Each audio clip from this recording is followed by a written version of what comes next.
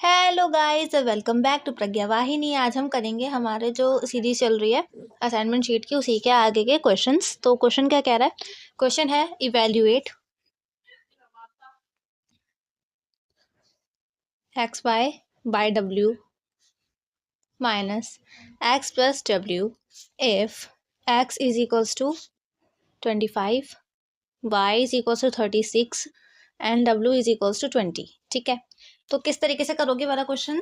देखो, जैसे आपको एक्स वाई और जेड की वैल्यू दे रखी है, या तो डायरेक्ट वैल्यू रख लो या फिर इसे सॉल्व करके भी कर सकते हैं। दोनों मेथड बता दूंगी मैं, ठीक है?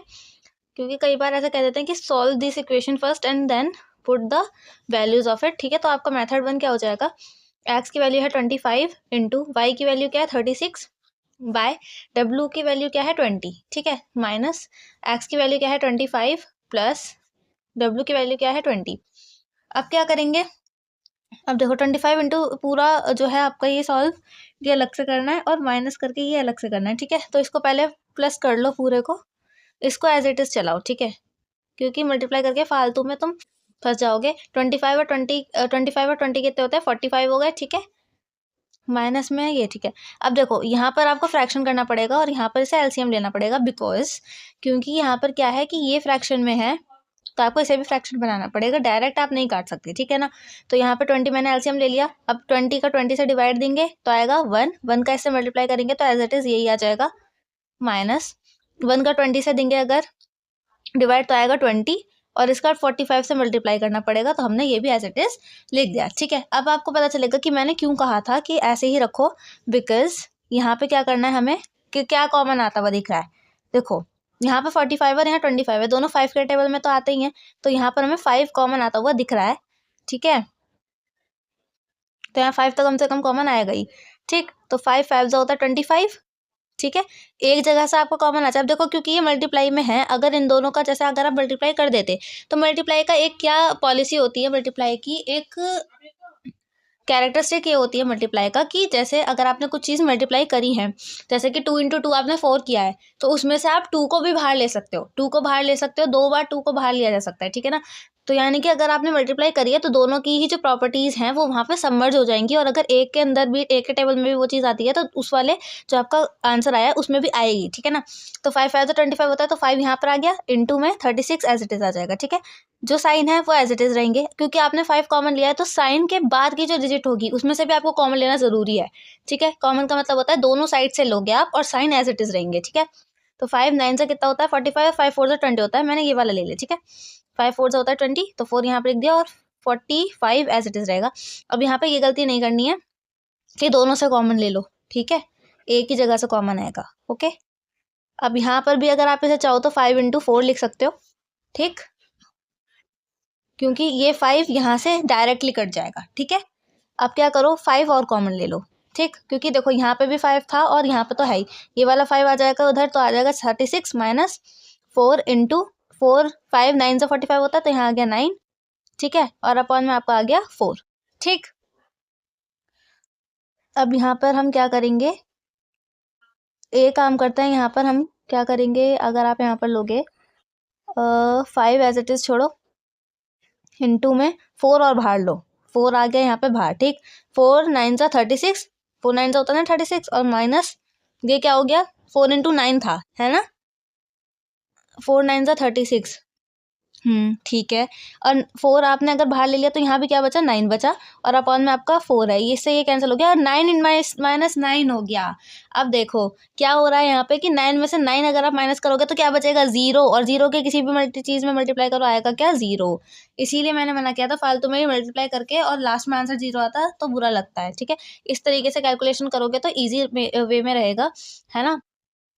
और इसका मेथड नंबर 2 क्या हो जाएगा? देखो, सिंपल मेथड था ये, तो ये इतना लंबा गया है, तो फिर मेथड 2 के साथ लंबा जाएगा, ये देखो। ठीक है ना, X Y by W minus X plus W, ये आपका है ब्रैकेट में। अब यहाँ पर ये डायरेक्ट एलसीएम लो, जैसे कि मैंने यहाँ पे पहले नंबर रखे थे उसके बाद में जाके एलसीएम लिया, यहाँ डायरेक्ट एलसीएम लेंगे। ठीक है, अब डब्ल्यू से डब्ल्यू तो वो हो जाएगा डिवाइड, मतलब डिवाइड करना पड़ता है, तो 1 टाइम से आएगा, और 1 का इसमें मल्टीप्लाई होगा एक्स वाई में, तो एक्स वाई हो जाएगा। अब जो साइन है वो एज इट इज रहेंगे, 1 का डिवाइड करेंगे डब्ल्यू से, क्या आएगा, डब्ल्यू ही आएगा, और ये आ जाएगा एज इट इज। ठीक, ओके, यहाँ तो कोई प्रॉब्लम नहीं है। अब एक्स वाई आएगा माइनस देखो ये जो है W, इसे अंदर ऑपरेट करो, W को अंदर मल्टीप्लाई करेंगे WX हो जाएगा, ठीक है। ब्रैकेट एज इट इज चलेगा क्योंकि हमने साइन के साथ कोई खिलवाड़ नहीं किया है, ठीक है। W का W से क्या हो जाएगा यहाँ पे मल्टीप्लाई, तो हो जाएगा W स्क्वायर। अगेन मैं बता रही हूँ कि हमने साइन अंदर नहीं लिए हैं, तो W का W से मल्टीप्लाई होकर W स्क्वायर रहेगा, यहाँ माइनस मत ऑपरेट कर देना, ठीक है। अब यहाँ आएगा आपका W पूरा, ठीक, जो नीचे चल रहा था XY माइनस, देखो अब ये जो माइनस है ये अंदर ऑपरेट होगा तो ये प्लस में था, ये माइनस है, माइनस इसमें ऑपरेट होगा तो ये माइनस का हो जाएगा क्योंकि प्लस में था, ठीक है। और ये प्लस माइनस क्या हो गया माइनस, और ये क्या हो गया W स्क्वायर, ठीक, अपॉन में W। अब क्या होगा, अब होगा आपका क्या, एक आपको दिख रही होगी द्विघात समीकरण बन रही है, ये जो माइनस है यहाँ से कॉमन लेना पड़ेगा, ठीक।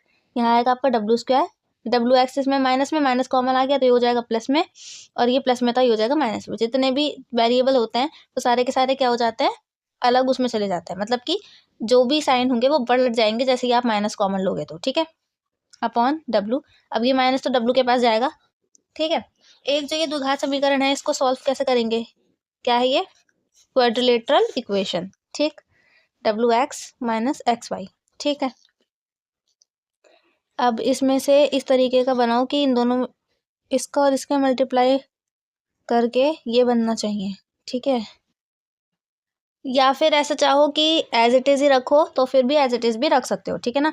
या फिर XY minus WX minus W square upon में W, इसमें भी आप इसको ऑपरेट कर सकते हो, ठीक है ना। तो यहाँ पर X, इन सब की वैल्यूज़ रखनी है। X की वैल्यू क्या थी 25 थी ऊपर, ध्यान से देखो, हाँ 25 थी तो यहाँ 25 रहेगी। Y की वैल्यू क्या थी 36 माइनस W की वैल्यू क्या थी 20 इंटू X की वैल्यू क्या थी 25 माइनस W की वैल्यू क्या थी 20। अब मैं स्क्वायर नहीं लिख रही, 20 इंटू 20 लिख रही हूँ, ठीक है ना, क्योंकि बात तो वही होती है। अब यहाँ से कॉमन आ जाएगा ना डायरेक्ट, तो W की वैल्यू है 20, ठीक है, डायरेक्ट कॉमन आ जाए, इसीलिए मैंने क्या किया है, इसे 20 इंटू 20 रखा है, 20 का स्क्वायर नहीं किया, ठीक है। ये वाली बात ध्यान रखनी है आपको।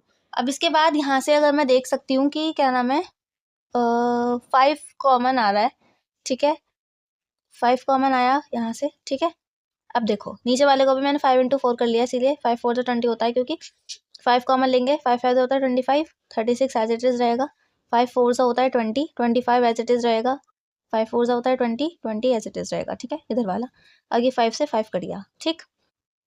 नेक्स्ट स्टेप ध्यान से देखना, यहाँ से मैंने 4 कॉमन लिया है, वही वाली चीज़ जो हमने वहाँ पे कह रही थी, 5 इंटू 4 9 से 36 होता है, माइनस 4 कॉमन ले लिया अगर तो यहाँ आ गया 25, ठीक, और माइनस यहाँ पर अगर मैंने 4 कॉमन ले लिया तो आ गया 20, ठीक है, अपॉन में 4 आ गया यहाँ से, ये मैंने कट कर दिया।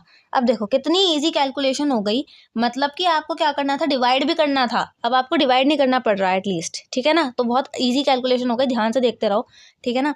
बहुत ही अच्छी वो चल रही है ये। 5 9 से कितना होता है 45, और ये 5 9 से कितना हो गया 45, और 25 और 20 कितने हो गए मिलके, ये भी 45 हो गए, कट गए आपस में, हो गया क्या आंसर 0, ठीक है। तो इस तरीके से भी आ सकता है आपका क्वेश्चन, प्रिपेयर रहना पड़ता है ऐसे क्वेश्चंस के लिए। बहुत ही धमाकेदार क्वेश्चन था ये। इस तरीके के क्वेश्चन अगर आएंगे एग्जाम के अंदर ना तो बच्चे नहीं कर पाएंगे, क्योंकि अगर इसने मेथड 2 बोल दिया कि solve the equation first and then put all the numbers there, ठीक है, उसकी वैल्यू रखने के लिए ऐसे करके बोल दिया अगर उसने, तो आपको क्या करना पड़ेगा, ये पूरा का पूरा जो मैंने अभी आपको बताया है, ये पूरी की पूरी इक्वेशन सॉल्व करनी पड़ेगी। देन आपको यहाँ पे पॉइंट जो आपके मतलब वेरिएबल्स हैं, वैल्यूज हैं, उनको आपको वहाँ पर रेप्लिकेट करना पड़ेगा, ठीक है ना। इस तरीके से आपको ये क्वेश्चन करना पड़ेगा, तो मतलब काफ़ी लेंथी जाने वाला है। तो इस तरीके से आपको क्वेश्चन करना था। मेथड 1 फिर भी इजी था इसका, और मेथड नंबर 2 तो बहुत ही लंबा चला गया, तो आपको इसी तरीके से करना होगा, ठीक है। एंड आई होप आपको हमारे वीडियोस पसंद आ रहे होंगे। अगर आपको हमारे वीडियो अच्छे लगते हैं तो हमारे वीडियो को लाइक करें, अपने दोस्तों के साथ शेयर करें, ताकि वो भी एजुकेशन क्वालिटी वाली ले सकें, है ना। इस वीडियो के नीचे कमेंट करें अपने थॉट्स कि आपको और कौन से चैप्टर से रिलेटेड वीडियो चाहिए, हम आपको वो वाला कंटेंट भी प्रोवाइड करवा देंगे। ऑल्दो हमारे चैनल को सब्सक्राइब जरूर से करें, बिकॉज शेयरिंग इज केयरिंग, और सब्सक्राइब करने से क्या होता है कि हमें भी मोटिवेशन मिलता है नए नए वीडियोस बनाने का, और हमारा चैनल प्रज्ञा वाहिनी भी थोड़ा सा अगर ग्रो करेगा तो वो चीज़ अच्छी रहेगी, है ना। तो till then, take care of yourself and I'll see you soon in our next lecture. Bye bye. I'll see you soon. Thanks for watching.